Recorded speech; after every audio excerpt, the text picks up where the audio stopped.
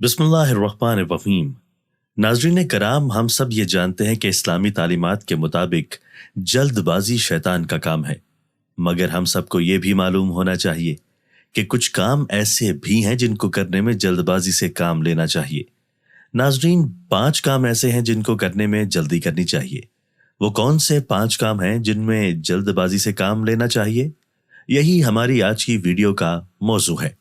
محترم ناظرین، ٹھہر ٹھہر کر عمدگی سے کام کرنا اللہ تعالیٰ کی صفت ہے، اور جلد بازی کو ہر قوم نے ہر زمانے میں ناپسندیدہ قرار دیا گیا ہے، جبکہ اس کے برعکس ٹھہر ٹھہر کر خوش اسلوبی کے ساتھ کام نپٹانے کی ہر قوم نے ہر زمانے میں حمایت کی ہے۔ علامہ ابن قیم رحمۃ اللہ علیہ فرماتے ہیں کہ جلد بازی کو شیطان کی طرف منسوب کرنے کی وجہ یہ ہے کہ جلد بازی میں جو بھی فیصلہ کیا جاتا ہے اس میں ہلکا پن، غصہ اور طیش شامل ہوتا ہے، جو بندے کو وقار، بردباری اور ثبات سے دور کرتا ہے، اس لیے اس کے نتائج ہمیشہ برے ہی ہوتے ہیں۔ محترم ناظرین، رسول اللہ صلی اللہ علیہ وآلہ وسلم کے ایک فرمان کا مفہوم کچھ یوں ہے کہ بندے کی دعا قبول ہوتی ہے اگر وہ جلدی نہ مچائے۔ حضرت عباس رضی اللہ تعالیٰ عنہ سے روایت ہے کہ آپ صلی اللہ علیہ وآلہ وسلم نے فرمایا، بھلا کام اسی وقت پورا ہوتا ہے جب اسے جلد از جلد کر لیا جائے، لہٰذا اس حدیث مبارکہ میں بھلائی کے کام کو جلد کرنے کی ترغیب دی گئی ہے۔ ناظرین کرام، اس میں کوئی شک نہیں کہ بھلائی اور نیکی کے کاموں میں جلدی کرنا اور اس کی طرف تیزی سے لپکنا ایک پسندیدہ اور قابل تعریف عمل ہے۔ اللہ تعالیٰ نے قرآن پاک میں بھی ایسے لوگوں کی تعریف فرمائی ہے۔ قرآن پاک میں ہے، بھلائیوں میں ایک دوسرے سے سبقت دے جاؤ۔ ایک دوسری جگہ پر فرمایا، ترجمہ، یہ لوگ بھلائیوں میں جلدی کرتے ہیں اور ایک دوسرے پر سبقت لے جانے کی کوشش کرتے ہیں۔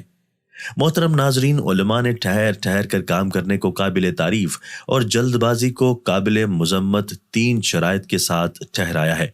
نمبر 1، وہ جلد بازی قابل مذمت ہے جو بغیر غور و فکر اور تدبر کے ہو، لہٰذا کسی کام میں غور و فکر اور مشورہ کر لینے کے بعد بھی اس میں ٹال مٹول سے کام لینا تعریف کی بات نہیں، بلکہ یہ تو پستی اور کاہلی کی علامت ہے۔ قرآن فرماتا ہے، ترجمہ، اور دین کے کام میں ان کو بھی شریک مشورہ رکھو کہ تمہارا عزم اگر کسی رائے پر مستحکم ہو جائے تو اللہ پر بھروسہ کرو۔ نمبر 2، وہ کام جس کا کرنا مقصود ہو اگر اطاعت الہی اور بھلائی اور نیکی کے دائرے میں آتا ہے تو اس میں سبقت لے جانے کی کوشش کرنا اور اس میں جلد بازی کرنا بہت قابل تعریف ہے۔ نمبر 3، ٹھہر ٹھہر کر کام کرنے کا یہ مطلب ہرگز نہیں ہے کہ انسان اتنی تاخیر کر دے کہ مقصد ہی فوت ہو جائے یا مطلوبہ کام کا وقت ہی نکل جائے، اس لیے کہ وقت نکل جانے کے بعد افسوس ملنے کے سوا کوئی چارہ نہ ہوگا۔ حضور اکرم صلی اللہ علیہ وآلہ وسلم نے حضرت علی رضی اللہ تعالیٰ عنہ کو یہ ہدایت کی تھی کہ اے علی رضی اللہ تعالیٰ عنہ، تم 3 چیزوں میں کبھی تاخیر نہ کرنا۔ نمبر 1، نماز کی ادائیگی میں جب اس کا وقت ہو جائے۔ نمبر 2، نماز جنازہ کی ادائیگی میں جب سامنے لا کر رکھ دیا جائے۔ اور نمبر 3، کنواری لڑکی کا نکاح کرنے میں۔ محترم ناظرین، اسی بات کو علماء کرام اس طرح سے بیان فرماتے ہیں کہ 5 ایسے کام ہیں کہ جن میں جلد بازی کرنی چاہیے۔ ان میں سے پہلا کام یہ ہے کہ اگر آپ نے کسی سے قرض لیا ہو تو قرض کی ادائیگی میں جلدی کریں تاکہ قرض خواہ کو اس کے پیسے جلد سے جلد واپس مل سکیں اور وہ اپنی ضروریات پوری کر سکے۔ مالدار شخص کا قرض کی ادائیگی میں تاخیر کرنا قابل مذمت فعل ہے۔ اس میں اختلاف بھی ہے کہ جو شخص جان بوجھ کر تاخیر کرے تو اس کا یہ فعل گناہ کبیرہ ہے یا نہیں، لیکن اگر وہ بار بار اس طرح کرے تو فاسق قرار دیا جائے گا۔ حدیث پاک میں ہے کہ نبی کریم صلی اللہ علیہ وآلہ وسلم نے ارشاد فرمایا، غنی کا قرض کی ادائیگی میں تاخیر کرنا ظلم ہے۔ نبی کریم صلی اللہ علیہ وآلہ وسلم نے ارشاد فرمایا ہے، جس کے پاس قرض ادا کرنے کی گنجائش ہو تو اس میں تاخیر کرنا اس پر سزا اور اس کی عزت کو حلال کر دیتا ہے۔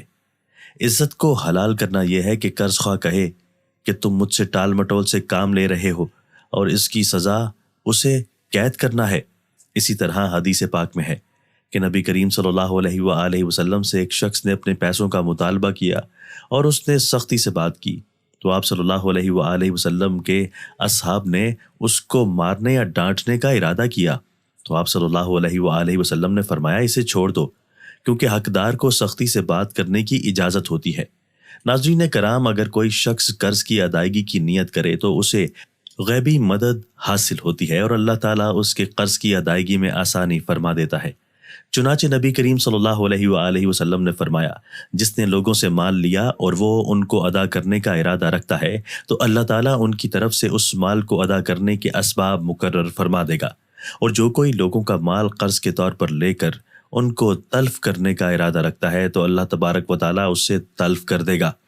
ضرورت کے بغیر قرض لینا تو کوئی پسندیدہ روش نہیں ہے، لیکن بعض اوقات انسان حالات کے ہاتھوں مجبور ہو کر ناگزیر طور پر قرض لیتا ہے، تو اسے چاہیے کہ وسائل دستیاب ہوتے ہی جتنی جلدی ممکن ہو اس سے چھٹکارا حاصل کرے، اور جب تک وسائل دستیاب نہ ہوں تو قرض خواہ سے مہلت مانگے۔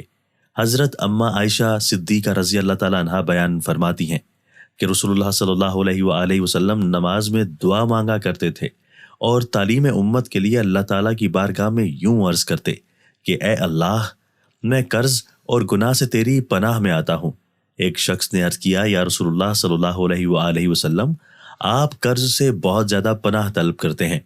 تو آپ صلی اللہ علیہ وآلہ وسلم نے فرمایا کہ کوئی شخص جب مقروض ہوتا ہے تو وہ بات کرتا ہے تو جھوٹ بولتا ہے، اور قرض ادا کرنے کا وعدہ کرتا ہے تو اس کی خلاف ورزی کرتا ہے۔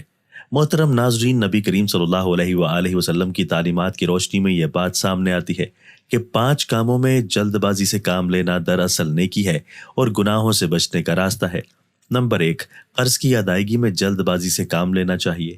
نمبر 2، میت کو دفنانے میں جلدی کرنی چاہیے، یعنی اگر کوئی بندہ فوت ہو جاتا ہے تو جلد سے جلد دفنانا چاہیے۔ ایسا نہیں کرنا چاہیے کہ 2 یا 3 دن تک اس کی میت کو گھر میں ہی پڑا رہنے دیا جائے۔ سیدہ فاطمہ الزہرا سلام اللہ علیہا جب اس دنیا سے رخصت ہوئیں تو اس وقت دین اسلام کا بول بالا تھا۔ حضرت بی بی فاطمہ رضی اللہ تعالیٰ عنہا کا وصال مغرب سے عشاء کے درمیان ہوا، جبکہ عشاء کی نماز کے ساتھ ہی آپ کی نماز جنازہ ادا کر دی گئی، جو کہ خلیفہ اول حضرت ابو بکر صدیق رضی اللہ تعالیٰ عنہ نے ادا کی، اور اس نماز جنازہ میں حضرت عمر فاروق رضی اللہ تعالیٰ عنہ، عثمان غنی رضی اللہ تعالیٰ عنہ، علی المرتضیٰ رضی اللہ تعالیٰ عنہ اور تمام جید اور جلیل القدر صحابہ کرام رضوان اللہ علیہم اجمعین تشریف فرما تھے۔ نمبر 3، اگر کوئی گناہ سرزد ہو جائے تو جتنی جلدی ممکن ہو اللہ تعالیٰ سے گناہ سے توبہ کر لینی چاہیے۔ نمبر 4، اگر کوئی مہمان آ جائے تو اس کی مہمان نوازی میں جلدی کرنی چاہیے۔ نمبر 5، جب لڑکی جوان ہو جائے تو جتنی جلدی ممکن ہو اس کے لیے اچھا رشتہ تلاش کر کے اس کی شادی کر دی جائے۔ یاد رہے کہ اچھا رشتہ تلاش کیا جائے اور جب تک اچھا رشتہ نہ ملے تو تب تک رکے رہیں، لیکن جلد بازی میں کسی مکار اور گناہوں میں مبتلا انسان سے ہرگز رشتہ طے نہ کریں، لیکن جو ہی اچھا رشتہ مل جائے تو پھر ہرگز تاخیر نہ کریں اور جلد سے جلد نکاح اور رخصتی کر دی جائے۔ اللہ تعالیٰ سے دعا ہے کہ وہ ہمیں نبی کریم صلی اللہ علیہ وآلہ وسلم کی تعلیمات پر مکمل طور پر عمل کرنے کی توفیق عطا فرمائے، آمین۔ ناظرین، کمنٹ باکس میں اللہ تعالیٰ کے 99 ناموں میں سے ایک نام ضرور ٹائپ کریں۔